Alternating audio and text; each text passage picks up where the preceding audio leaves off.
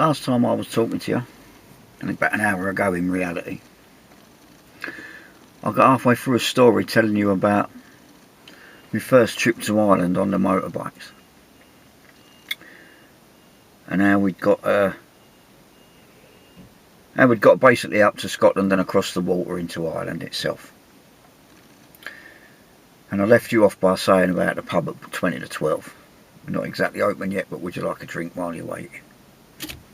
Priceless. Well, the whole rest of the trip went like that. We were making our way to a rally called the Snakebite Rally. And that was at a place called Benone, at the Benone site, on the Antrim coast, just outside Derry. Now, before we get there, it's reminded me of a little something. I got a tip off ex-Special Forces guy that was very dear to me, our tank. God bless him, he's gone 10 years this year. But he gave me a tip, because he did quite a lot of work in Belfast in the 70s and 80s. And he gave me a tip. He said, when you get off that ferry, when you come off that ferry site, the road, the main road, the mountain, the motorway road, if you go right or left, don't matter which, you'll end up on the motorway, either down a junction or up a junction, don't matter.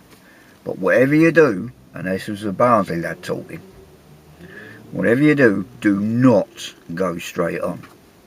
Do not. So naturally, when we got off the ferry, the man at the front had forgotten that little tip and went straight across. And I thought, oh well, when he sees that there's signs, he'll turn round, or he'll turn off, or whatever. Didn't think too much of it for maybe half a minute or so. And then on the right hand side of the road, there was a fuel station. In the fuel station was a Land Rover with the old police in it, all military grade, obviously, like they've got over in the north of Ireland. And these blokes in this Land Rover were nudging each other, pointing at us on the bikes in our camo gear and our balaclavas and I don't. And they were laughing their socks off at us. They were proper having a giggle. That was enough for me. I took that as a telling, overtook the guy at the front, pulled us in, we need to go back. And it was funny. I thought it was funny. So we carried on with the trip. After that we'd got the 20 to 12 pub. After that we went to the rally. Got there a day early. We were expecting maybe a bar on site or something. A pub nearby. Absolute nix nada. It was about 6 or 7 miles to the nearest pub. No entertainment on site that night. So we got a lift up there from one of the people in the club hosting the rally, thinking that we were going to have a couple of beers and ask for a lift back. We didn't realise there's no such thing as cabbies around that area. So 2 turned into 6, turned into several. And then the landlady is about to be closing up the pub. So you gentlemen are going to have to be making your way to the door. Thank you very much for your custom. That sort of language. When we sort of, in our collective drunken stupors, were trying to say, we got no way of getting back. I've got one leg and can't walk very far. In fact, the 3 of us had 18 toes between us. So we weren't walking very far now, were we? So the landlady now, bless her, took it on herself. She said, well, if you wait here, if you wouldn't mind just waiting in the pub after lock-up. No objections from us. So she locked up, cleared up and whatnot, and gave us a lift back to the rally site. Diamond people, eh? Diamond people. And wouldn't take a penny piece neither for the petrol money or for a time. Wouldn't take it. Blinding. We had a most wonderful rally. I'll not talk about rallies. What goes on a rally stays on a rally. But coming home, we decided we were going to make our way straight to the ferry, not muck about. So we did. But we was a bit hungry. We got right on top of the rally site, we was a bit hungry. And we did remember, back when we were not supposed to go straight on, and we did, up towards the, I can't remember what the road was right now, but one of the roads that you would know very well if you'd ever served in the military. Or if you'd ever thrown bottles and stones at the military. But just up that road, about half a mile, was a KFC. Like that'd do. Food you recognise. A decent layer before we have a couple of beers, that'll work. So we pulled in. Now, this same military guy, God bless him, my brother Tank, he phoned up. He rang my mobile phone to see how we'd got on, to see if we were back at the ferry yet. And the first thing out of his mouth was, "Where are you?" Again, as I said earlier, broad Barnsley accent. "Where are you?" I says, "In the KFC on the Falls Road." That's it, Falls Road. On the Falls Road. He rang off. Didn't talk to me. Rang off. I didn't realise until I got back home, he'd got straight on the phone to my missus and was so cross. "Do you know where that stupid little blah blah blah, do you know where he's gone?" Because obviously back in those days, with our accent and British number plates, it wasn't a clever place to have been. He didn't realise times had moved on a bit. Anyway, we got our scran, we got our food. Realised that we still had about 3 hours to kill before we could get on the ferry. So, man at the front, again, no names, no pack drill. Man at the front went, "Bar beer." And that's where I put my foot down a little bit. I said, "Alright, bar beer. The first pub. I'm not passing a pub. The first pub we stop at. End of." "Alright, alright." So we did. We stopped at this pub, and it happens to be called the American Bar.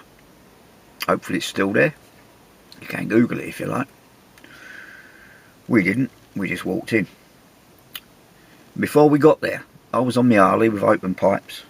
Man at the front was on a trike with open pipes. And his missus was behind him. And before we got even out off the bikes, there was two blokes coming out with their broad accents. And we thought we were getting weighed up for a beating. They were going to steal the bikes off us.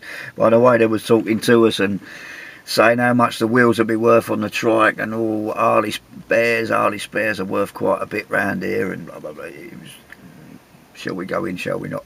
But we did, because we're stupid. In we went. I'm so glad we did, because that's the point of me telling you this bit. We sat down, got served a Guinness, sat down, and the interviews began. Now we're looking round the walls of this place, and all round the walls were photographs of men shaking hands with other men. And it transpires this is an old recruiting pub for the cause. We didn't know, just went for a beer. So we were sitting there quietly having our drink. The landlady, or lady behind the bar, has pointed out that if the tall lad with us was going to get cross with anybody, could they throw him through this particular window, because all the others have just been replaced and that's the last one that needs replacing. So if you're going to throw anybody through a window, make it that one. So we could see what sort of establishment we were drinking in. And then this bloke approaches me, with two of them. One looked like Ian Paisley, and one looked like something Ian Paisley had dropped out in the morning after his breakfast. But anyway, they approached us. You can tell by my accent, I am not Irish, and I'm not a Geordie. These two facts will become relevant directly. This guy with big Twix fingers prods me in the shoulder like this, and in his broad Ulster accent asks me who the best player to ever play for Newcastle United was. Football. I don't do football. I certainly ain't from Newcastle, and I haven't got the foggiest idea about famous Irishmen. I knew about Oh, yeah, I've even forgot his name. The famous Irish fella that played for Man United. George Best. That's him, George Best. But I knew he weren't referring to him because he'd said Newcastle United, not Manchester United. Now, later, after I got home, it transpires that I knew this man should have been, what my answer should have been, Bobby Tamplin, a famous Belfast lad who played for Newcastle United. That would have been the correct answer. And all I could think of in my mind as this man with the twixy fingers was prodding my shoulder like this, and these lads that supported the cause were gathering round waiting to see what this little shrimpy Englishman was going to come up with as an answer. All I could think of to say was, Malcolm MacDonald, and give it a bit of a... There was a bit of a pregnant pause for a few seconds, and then this big fella that looked like Paisley said, "Ha ha ha, you're a funny man. These are all right." Walked away, and the atmosphere changed like that. Peaceful. We were welcomed. Spent the next hour and a half, maybe 2 hours we spent in there, being most welcomed. Lovely, beautiful people. So there you are. That's the Traveller's Tales. That's my first trip to Ireland on the bike. Many more followed. And I suppose actually, now I'm in the zone, I might even do a few more stories. So keep watching. Give us a little comment, like, whatever, bit of feedback. And I'll catch you next time. Ta-da!